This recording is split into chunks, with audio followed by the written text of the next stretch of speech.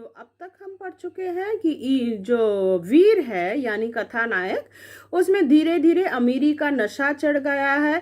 वह अपने हाथों से कोई काम नहीं करता, वह सारा काम जो है वह नौकरों से कराता है। यहाँ तक उनका पैर धुलवाना, पैर मलवाना, तो सारे क्या है, पाँव को दबवाना। यहाँ तक वो नहाने जाता था तो वो नौकर चाकर भी उसको नहला देते थे। इस प्रकार सारा काम वह नौकरों से कराता था। अगर बिस्तर लगने में लेट हो गया तो वह नौकरों को बुरी तरह डांट भी देता था। इसके आगे हम पढ़ेंगे, आप लोग सुनिए। ईश्वरी मेरी डांट सुनकर बाहर आए। तो यहाँ पे हम पढ़े थे कि नौकर को आने में लेट हो गया था, रात के 11:30 बज गया था। बिस्तर वह अपने हाथों से नहीं लगाना चाहता था क्योंकि उसमें अब अमीरी का नशा चढ़ गया था। ऊपर से ये कुंवर साहब के तौर पर, मतलब महात्मा गांधी का भक्त नाम से परिचित हो गया था। अपने हाथों से काम करना वह अपने उसूल के खिलाफ समझने लगा था। इसी तरह ईश्वरी एक दिन एक जगह दावत में गया हुआ था। एक दिन की बात है, ईश्वरी क्या है, दावत में गया था, भोजन के लिए निमंत्रण था तो वहां पर गया था। शाम हो गई मगर लैंप न जला। अब शाम हो गई, लैंप नहीं जला। लैंप मेज पर रखा हुआ था, लैंप जो है वह मेज पर ही रखा हुआ था। दियासलाई भी वहीं थी। देखो, लैंप के पास दियासलाई भी थी, मगर देखो जो कथानायक है इसके बावजूद वह खुद अपने हाथों से लैंप नहीं जलाता। लेकिन ईश्वरी खुद कभी लैंप ना जलाता, फिर कुंवर साहब कैसे जला? ईश्वरी जब खुद अपने हाथों से लैंप नहीं जलाता था तो भला कुंवर साहब कैसे जलाए? झुंझला रहा था। समाचार पत्र आया रखा हुआ था, अब उसको समाचार पत्र पढ़ना था। जी इधर लगा हुआ था पर लैंप नदारत, पर लैंप नहीं जला था। दैव योग से उसी वक्त मुंशी रियासत अली आ निकले। तो क्या है, उसी वक्त मुंशी रियासत अली वहां से गुजर रहे थे। मैं उन्हीं पर उबल पड़ा। अब क्या है, वे क्रोधित हो जाते। किसके ऊपर? रियासत अली के ऊपर। ऐसा फटकार लगाई कि बेचारा उल्लू हो गया। तुम लोगों को इतनी फिक्र ही नहीं, लैंप तो जलवा दो। क्या हो तुम लोग? हाँ, यहाँ लैंप नहीं जला, अभी तक किसी से लैंप भी नहीं जलवाया। आप लोगों को फिक्र नहीं है कि मैं यहाँ पर मौजूद हूँ? मालूम नहीं ऐसे कामचोर आदमियों का यहाँ कैसे गुजर होता है। तुम लोग बहुत कामचोर आदमी, ऐसे कामचोर आदमी से काम नहीं चलने वाला। मेरे यहाँ घंटे भर निर्वाह ना हो। अगर तुम लोग ऐसे ही कामचोर रहोगे तो मेरे यहाँ तुम लोग काम के लिए मत आना, निकल जाओ, मैं तुम लोगों को निकलवा दूंगा। ऐसा कौन है? कथानायक कहने लगता है। रियासत अली ने कांपते हुए हाथों से लैंप जला दिया। यह सुनते ही वह थरथर कांपने लगता है रियासत अली, और क्या करता है, थरथर कांपते हुए हाथ से वह क्या करता है, लैंप जला देता है। वहां एक ठाकुर अक्सर आया करता था। तो उनके घर में, मतलब ईश्वरी के घर में एक ठाकुर आया करता था। कुछ मनचला आदमी था। तो कौन मनचला आदमी था? और एक एमसीक्यू के लिए इंपॉर्टेंट क्वेश्चन है, मनचला आदमी कौन था? तो लिखोगे मनचला आदमी ठाकुर था। महात्मा गांधी का परम भक्त था। तो वो मनचला आदमी भी जो है, वह जो ठाकुर है वह भी क्या है, महात्मा गांधी का परम भक्त था। मुझे महात्मा जी का चेला समझकर मेरा बड़ा लिहाज करता था। तो यहाँ पे कथानायक का काफी सम्मान करता था, इज्जत करता था, क्योंकि वह भी महात्मा गांधी का चेला था। पर मुझसे कुछ पूछते संकोच करता था। एक दिन मुझे अकेला देखकर आया और हाथ बांध कर बोला, सरकार तो गांधी बाबा के चेले हो ना? तो वह कहता, सरकार आप गांधी बाबा के चेले हैं ना? लोग कहते हैं कि यहाँ सुराज हो जाएगा तो जमींदार न रहेगा। तो वह कहता है, लोग क्या कहते हैं, जब स्वराज्य मतलब जब देश आज़ाद हो जाएगा तो तब हमारे देश में जमींदारी न रहेगा, ऐसे लोग कहते हैं। क्या ये बात सच है? तब कथानायक उत्तर देता है, मैंने शान जमाई, जमींदारों को रहने की जरूरत ही क्या है? जमींदारों की क्या जरूरत है? यह लोग गरीबों का खून चूसने के सिवा और क्या करते हैं? जमींदार लोग करते ही क्या है? सिर्फ गरीबों का खून चूसते हैं। ठाकुर ने फिर पूछा, तो क्या सरकार सब जमींदारों की जमीन छीन ली जाएगी? तो जब सुराज आएगा, स्वराज्य मिलेगा, तो क्या जमींदारों की जो जमीन है वह छीन ली जाएगी? सरकार क्या जब्त कर लेंगी? मैंने कहा, बहुत से लोग तो खुशी से दे देंगे, जमींदार लोग खुशी से अपनी जमीन दे देंगे। बहुत सारे जमींदार हैं ऐसे जो लोग खुशी से दे देंगे, उनकी जमीन छीननी ही पड़ेगी। हम लोग तो तैयार बैठे हुए हैं। वह कहते हैं हमारी जो ज़मीन है, मतलब कथानायक कहती है हमारी तो बहुत ज़मीन है, हम लोग तो सरकार को देने के लिए तैयार हैं। ज्यों ही स्वराज्य हुआ अपने सारे इलाके असामियों के नाम हिसाब कर देंगे। वो कहता है जैसे ही स्वराज्य होगा हमारी जितनी भी ज़मीन है वो क्या है, असामिया मतलब जितने भी नौकर चाकर हैं उनको हम लोग दे देंगे। मैं कुर्सी पर पांव लटकाए बैठा था। मैं यानी कौन, ठीक है, ठाकुर मेरे पांव दबाने लगा। तो मैं कुर्सी पर पांव लटकाए बैठा था। यहाँ पे कथानायक यानी वीर जो हैं वे कुर्सी पर पांव लटकाए बैठे हुए थे और ठाकुर साहब क्या कर रहे थे, उनके पांव दबा रहे थे।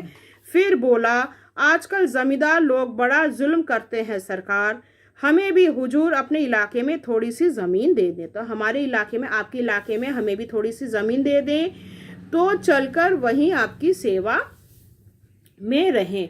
अगर मुझे भी थोड़ा ज़मीन दे देंगे तो मैं आपकी क्या करूँगा, सेवा करूँगा, वहीं पर मैं आपके साथ रहूँगा और सेवा करूँगा। मैंने कहा, अभी मेरा कोई अख्तियार नहीं भाई, लेकिन ज्यों ही अख्तियार मिला मैं सबसे पहले तुम्हें बुलाऊंगा, तुम्हें मोटर ड्राइवरी सिखाकर अपना ड्राइवर बना लूँगा। तो वह क्या कहता है, देखो मुझे जैसे ही हमारे बात फैसला हो जाएगा, स्वराज्य होगा, तो मैं तुम्हें सबसे पहले क्या दूंगा, तुम्हें तो थोड़ी ज़मीन दूंगा ही, और इसके साथ जो है मैं तुम्हें मोटर ड्राइवरी सिखाकर तुम्हें क्या बना दूंगा, अपना खुद का ड्राइवर बना लूँगा। सुना उस दिन ठाकुर ने खूब भंग पी, और यह सुनते ही क्या करते हैं ठाकुर साहब उस दिन इतने खुश हो जाते हैं कि उन्हें क्या है, ज़मीन मिलेगा, उन्हें ड्राइवरी की नौकरी मिलेगी। यह सुनकर वे उस दिन क्या करते हैं, बहुत भंग पी लेते हैं और घर जाकर स्त्री को बहुत पीटते हैं और गांव के महानता से लड़ने पर तैयार हो गया। छुट्टी इस तरह समाप्त हुई। इस प्रकार क्या है, छुट्टी समाप्त हो जाती है और हम फिर प्रयाग चले। अब उन्हें वापस कहाँ लौटना था, प्रयाग, क्योंकि प्रयाग में ही उन लोग पढ़ाई कर रहे थे। अब छुट्टियों के बाद एग्ज़ाम शुरू होने वाला था। गांव के बहुत से लोग हम लोगों को पहुंचाने आए, स्टेशन पर कई लोग पहुंचाने आए थे। ठाकुर तो हमारे साथ स्टेशन तक पहुंचाया। ठाकुर साहब स्टेशन छोड़ने के लिए आए। मैंने भी अपना पार्ट खूब सफाई से खेला और अपनी कुबेरोचित विनय और देवत्व की मुहर हर एक हृदय पर लगा दी। मतलब इतने बड़ा चढ़ाकर अपने बारे में बोले, सबको उन्होंने कहा कि काफ़ी दान देंगे। ये सब सुनकर क्या है, सभी के मन में क्या है, उन्होंने अपना स्थान बसा लिया। जी तो चाहता था हर एक नौकर को अच्छा इनाम दूं, बहुत अच्छा इनाम देने को मन कर रहा था, पर क्या है, उनके पास तो कुछ भी नहीं था, पर मन क्या कर रहा था, सभी को बहुत ढेर सारे इनाम दे। लेकिन वह सामर्थ्य कहाँ थी, पर उन्हें यह सामर्थ्य नहीं थी। वापस से टिकट था ही, केवल गाड़ी में बैठना था। टिकट तो था, बस गाड़ी में बैठना था, पर गाड़ी आई तो ठसाठस भरी हुई थी। गाड़ी एकदम से भरी हुई थी। दुर्गा पूजा की छुट्टियां भोगकर सभी लोग लौट रहे थे। सभी क्या है, दुर्गा पूजा की छुट्टियों के बाद लौट रहे थे। सेकंड क्लास में तिल रखने की जगह नहीं, सेकंड क्लास भी खचाखच भरी हुई थी, पैर रखने की जगह नहीं। इंटर क्लास की हालत उससे भी बदतर, और इंटर क्लास जो है उसकी हालत और भी बदतर थी, बहुत बुरा था। यही आखिर गाड़ी थी और इसके बाद और गाड़ी नहीं थी, यही आखिर गाड़ी थी। किसी तरह रुक ना सकते थे, क्योंकि रुकने से उन्हें एग्ज़ाम में पर बैठ नहीं पाएंगे, इसीलिए वे रुक नहीं सकते थे। यही आखिरी गाड़ी थी और इस पर जाना ज़रूरी था, लौटना। बड़ी मुश्किल से तीसरे दर्जे पर जगह मिली, तो बड़ी मुश्किल से उन्हें तीसरे दर्जा जो है, थर्ड क्लास में क्या है, उन्हें जगह मिलती है। हमारे ऐश्वर्य ने वहाँ अपना रंग जमा लिया, वहाँ पे भी जाकर वे अपना दिमाग दिखाने लगे थे, मगर मुझे उसमें बैठना बुरा लग रहा था। अब देखो, कथानायक जो है उन्हें क्या है, थर्ड क्लास में बैठना बुरा लग रहा था, जहाँ उन्हें कभी ट्रेन पर सफ़र ही नहीं किए, मतलब इंटर क्लास, मतलब रिजर्वेशन काउंटर में अभी जो है जब लौट रहे हैं तो उन्हें वहाँ बैठने में बुरा लग रहा था, क्योंकि उन्हें अमीरी का नशा चढ़ गया था। आए थे आराम से लेटे लेटे, आए थे सेकंड क्लास में लेटे लेटे आए थे, आराम से आए थे, पर अब लौट रहे हैं थर्ड क्लास में। ये उन्हें अच्छा नहीं लग रहा था। जा रहे थे सिकुड़े हुए, पहलू बदलने की भी जगह नहीं थी, मतलब इतना भीड़ था कि शरीर जो घुमाएंगे, मतलब टेढ़ा होने की भी जगह नहीं थी ट्रेन पर। कई आदमी पढ़े लिखे भी थे, तो ट्रेन पर थर्ड क्लास में भी काफ़ी पढ़े लिखे आदमी सफ़र कर रहे थे। वे आपस में अंग्रेजी राज्य की तारीफ करते जा रहे थे। वे लोग किसकी तारीफ कर रहे थे? अंग्रेज राज की तारीफ कर रहे थे। किस प्रकार वे लोग देश की उन्नति कर रहे हैं इसके बारे में तारीफ कर रहे थे। एक महाशय बोले, ऐसा न्याय तो किसी राज्य में नहीं देखा, छोटे बड़े सब बराबर। तो अंग्रेज राज जो है छोटे बड़े सभी को बराबर आंखों से देखते हैं। राजा भी किसी प्रकार अन्याय करे तो अदालत उनकी भी गर्दन दबा देती है। तो क्या तारीफ कर रहे थे कि अंग्रेज राज कितना अच्छा है, वे छोटे बड़े में कोई अंतर नहीं देखता। यदि कोई राजा भी गलती करे तो उसे भी अदालत में खींच लाते हैं, ठीक है ना। दूसरे सज्जन ने भी समर्थन किया, अरे साहब, आप बादशाह पर दावा कर सकते हैं, अदालत में बादशाह पर डिग्री हो जाती है। अगर गलत काम किया तो मतलब क्या है, राजा के ऊपर क्या है, क्या बताएं, मतलब फांसी सूली पर अगर चढ़ाना पड़े, अगर ऐसा अन्याय किया तो वहां पे उन्हें वह भी पनिशमेंट मिल सकता है। एक आदमी जिसकी पीठ पर बड़ा सा गट्ठर बंधा था, अब ट्रेन पर काफी लोग सफर कर रहे थे, तो एक आदमी के पीठ पर क्या है, गट्ठर बंधा हुआ था, कलकत्ता जा रहा था। तो वह व्यक्ति कहाँ जा रहा था? कलकत्ता जा रहा था। कहीं गठरी रखने की जगह ना मिलती थी। अब उस व्यक्ति को गठरी जो है पीठ पर उसने लदा रखा था, तो उसे कहीं रखने की जगह नहीं मिल रही थी, पीठ पर बंधे हुए था। इससे बेचैन होकर बार बार द्वार पर खड़ा हो जाता था। तो अब क्या है, वो बार बार कहाँ खड़ा हो जा रहा था? ट्रेन का जो द्वार है गेट के पास खड़ा हो जाता था। मैं द्वार के पास ही बैठा हुआ था। अब कथानायक जो है वह भी द्वार के पास बैठा हुआ था।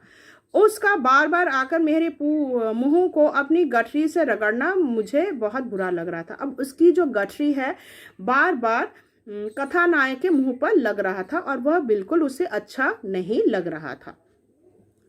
एक तो हवा यूं ही कम थी, ट्रेन पर भीड़ होने के लिए हवा कम थी। दूसरे उस गवार का आकर मेरे मुंह पर खड़ा हो जाना मानो मेरा गला दबाना था। ऊपर से ये एक गवार व्यक्ति पीठ पर क्या है, एक गठरी बांधे हुए उसके मुंह के सामने खड़ा हो गया। मैं कुछ देर तक जब्त किए बैठा रहा। एकाएक मुझे क्रोध आ गया। अब क्या है, उसे क्रोध आ गया। मैंने उसे पकड़कर पीछे ढकेल दिया और 2 तमाचे जोर जोर से लगाए। क्या है, उसने क्या किया, उस व्यक्ति को पीछे ढकेल दिया और 2 तमाचे जड़ दिया। उसने आंखें निकाल कर कहा, अब उस व्यक्ति ने कहा, क्यों मारते हो बाबूजी? हमने भी किराया दिया है, हमने भी टिकट खरीदा है, तो आप हमें क्यों मारते हैं? मैंने उठकर 2-3 तमाचे और जड़ दिए और मुंह के ऊपर उत्तर दिया ना, तो उसे और क्रोध आ गया और 2-3 थप्पड़ तमाचे और जड़ दिया। गाड़ी में तूफान आ गया। अब ये इसको देख कर क्या, गाड़ी में हलचल मच गई। चारों ओर से मुझ पर बौछार पड़ने लगी। सभी उसके ऊपर कूद पड़े, मतलब सभी डांटने फटकारने लगे। अगर इतने नाजुक मिजाज हो तो अव्वल दर्जे में क्यों नहीं बैठे? अगर तुम्हारे इतना ही दिमाग है तो जाके फर्स्ट क्लास में रिजर्वेशन कराते, यहाँ थर्ड क्लास में क्यों आए? कोई बड़ा आदमी होगा तो अपने घर में ही रहे। अगर इतना ही तो अपने घर में रहे, ट्रेन पर सफर क्यों करते? मुझे इस तरह मारते तो दिखा देता, अगर हमारे ऊपर हाथ उठाते तो दिखा देता कि हम क्या हैं। 2-4 घूसा हम भी जड़ देते। क्या कसूर किया था बेचारे ने? आखिर बेचारे ने क्या कसूर किया था? ट्रेन में क्या है, इतनी भीड़ है, गाड़ी में सांस लेने की जगह नहीं। खिड़की पर जरा सांस लेने खड़ा हो गया तो उस पर इतना क्रोध? तो वह व्यक्ति क्या है, थोड़ा सांस लेने गया खिड़की के पास, तो इस पर तुम्हारे इतना क्रोध? अमीर होकर के आदमी अपनी इंसानियत बिल्कुल खो देता है। तो तुम अमीर हो इसलिए कि अपनी इंसानियत खो बैठते हो, गरीबों के साथ इस प्रकार मतलब व्यवहार करते हो, ये बिल्कुल ठीक नहीं है। तुम आदमी हो, आदमी की तरह व्यवहार करो। यह भी तो अंग्रेज राज है जिसका आप बखान कर रहे थे। एक ग्रामीण बोला, दफ्तर में घुस आवत नहीं, आप इतना मिजाज, अभी तो दफ्तर में घुसे नहीं और इतना मिजाज दिखाने लगोगे तो कैसा चलेगा? इतने में बहस और तेज होने लगी। ईश्वरी ने अंग्रेजी में कहा। तब ईश्वरी जो है वीर को, मतलब जो कथानायक है, उसको शांत करने के लिए डांटता हुआ फटकारता हुआ कहता है, what an idiot you are Veer. तो Veer, what an idiot you are, इस प्रकार बहस क्यों करते हो? और यह बात सुनकर क्या है, वीर का जो नशा धीरे धीरे उतरता मालूम होता है। तो क्या है, उसके ऊपर उसमें जो अमीरी का नशा चढ़ गया था तो वह धीरे धीरे उतरता जाता है। तो यहाँ पर देखो, जो जैसा रहता है ना उसमें वैसा ही अमीरी का नशा चढ़ जाता है। तो इसीलिए लेखक कहते हैं कि हमें अपने ऊपर क्या है, अमीरी का नशा चढ़ने नहीं देना चाहिए। आशा करती हूँ आपको यह कहानी समझ में आया होगा। धन्यवाद। इससे संबंधित प्रश्नोत्तर मैं आपको PDF के माध्यम में भेज दूँगी।